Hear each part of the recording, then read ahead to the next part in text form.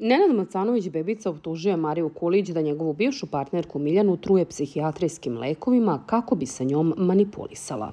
Rat između Macanovića i porodice Kulić traje od pre ulaska u zadrugu 7 elitu, a sada je otkrio šokantne tvrdnje. Za sve što sam rekao mogu da idem na poligraf, a od njih niko ne sme jer oni lažu i ceo život im je laž. Pitajte Zolu da li je Miljana pila pre lekove i koje lekove je pila i da li se svađala sa pravim lekarima jer ne mogu da potvrde njene izmišljene dijagnoze. Daje Miljani jake lekove za najgore bolesnike kako bi sa njom manipulisala. Kada je Zola uzeo pod svoje, on ju je zabranio da pije te jake lekove, pa se Miljana okrenula protiv nje. A onda je ušla u reality više puta i rekla da je Marija vodi kod psihijatra i pravi je ludom. Najbolje bi bilo da moje ime ne pominju jer znaju šta znam, govorio je Nenad za Kurir i dodao je sledeće. Potrudit ću se da sada pokažem svoje pravo lica. Miljana je prošlost za mene. Ona nije loša devojka, ali ima lude roditelje i sa njima niko ne može da izađe na kraj.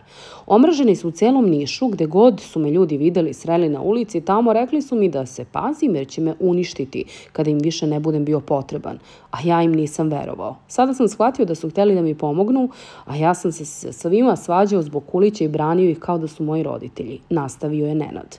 Iako je Miljana rekla da ne zanima njegov ulazak u elitu, sada je zbog njega slomljena na komade. Naime, Miljana je ćaskala sa cimerima, kojima je pričala detalje svog turbulentnog ljubavnog života. U jednom trenutku nije mogla da se smiri, pa je zajacala na sav glas.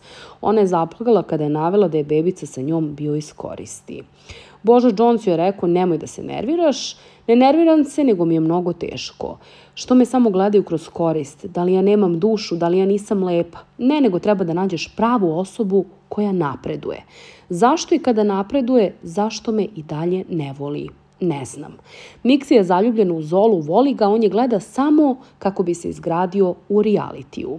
Zbog čega je sa druge strane njen sin odveden iz Niša nakon njenog ulaska u reality, o tome sam pričala u prošlom videu.